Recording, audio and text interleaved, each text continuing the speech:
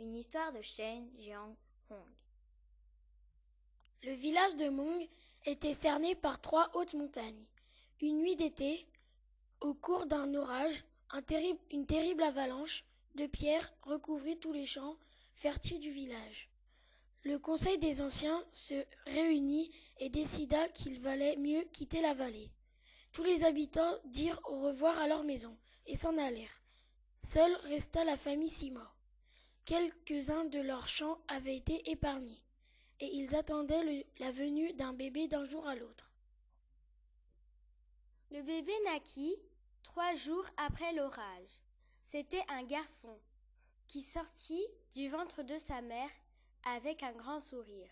« C'est très mauvais signe, un enfant qui ne pleure pas en venant au monde, » dit la grand-mère. Le père regarda son fils avec inquiétude. « C'est un très beau garçon, » dit la mère. « Nous l'appellerons San. » San grandit. Le matin, sa mère l'emmenait jusqu'au champ resté cultivable, de l'autre côté de la montagne. C'était un trajet long et difficile. Chaque jour, San entendait sa mère soupirer. Si seulement cette maudite montagne pouvait disparaître. Pour son 6e anniversaire, sa mère lui offrit un grand oreiller brodé en forme de dragon. Ces nuits-là, San fit un rêve étrange. Un matin, la mère de San se trouva si épuisée qu'elle ne put aller travailler au champ. Le père s'assit près d'elle. Lui aussi était à bout de force. « Je vais déplacer la montagne !» s'écria San, mais ses parents ne l'entendirent pas. « Je vais déplacer la montagne !» s'écria-t-il plus fort. « Tu rêves, mon garçon ? C'est impossible, » lui dit son père en secouant la tête. 10 000 hommes n'y suffiraient pas. Je vais travailler tous les jours, toute ma vie s'il le faut, et je réussirai, dit San. Le jour suivant, une pioche à la main et un tonneau accroché sur son dos. San quitta la maison alors que ses parents dormaient encore. Il attaqua le roc avec sa pioche, puis il jeta les morceaux dans son tonneau et les transporta à l'écart du village, vers le nord. Il n'avait plus que cette idée en tête. Jour après jour, il taillait dans le roc, mettait les morceaux dans son tonneau et les transportait vers le nord. « Je déplace la montagne !» se répétait-il. « Cet enfant a perdu la raison !» se lamentait la grand-mère. « Je savais bien qu'il était né sous un mauvais présage. »« Mon fils n'est pas un garçon comme les autres, » répondait la mère. Arriva l'hiver. C'était un hiver particulièrement rigoureux, mais rien ne pouvait arrêter San. Jusqu'au jour où une bourrasque glacée le renversa. Entraîné par le poids de son tonneau, il dévala une pente enneigée. Sa mère le ramena à la maison, le réchauffa, et elle le garda près d'elle jusqu'à ce qu'il s'endorme. Le printemps revenu, la montagne était toujours là, mais les premiers rayons du soleil donnèrent du courage à San. Un jour, en creusant la roche, il trouva l'entrée d'une petite grotte, où poussaient d'étranges champignons parfumés.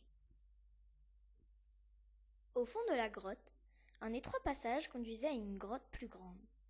Dans la pénombre, San découvrit un vieil homme avec une longue barbe blanche. « Que fais-tu ici ?» lui demanda le vieil homme. « Je déplace la montagne, » répondit San. « Oh » fit le vieil homme, et il tortilla sa barbe 3 fois autour de son index. « Bois ce thé de champignons, et te donnera de la force, et reviens demain. » Après avoir quitté le vieil homme, San retourna à son travail. Le vieil homme le suivit. Il fit le tour de l'immense tas de pierres et en choisit 3 qu'il mit dans sa poche. Le lendemain, San retourna voir le vieil homme, qui lui offrit à nouveau du thé. Derrière lui, sur un drap rouge, San aperçut les 3 pierres. « Toi aussi tu ramasses les pierres ?» lui demande-t-il tout excité. « Tu vas m'aider à déplacer la montagne ?»« 3 est le bon chiffre, » répondit le vieil homme, en tortillant sa barbe autour de son index. « N'oublie pas de revenir demain. » Chaque jour, San rendait visite au vieil homme, et chaque jour, le vieil homme le suivait en secret. Le tas de pierres que San avait amassé était devenu gigantesque.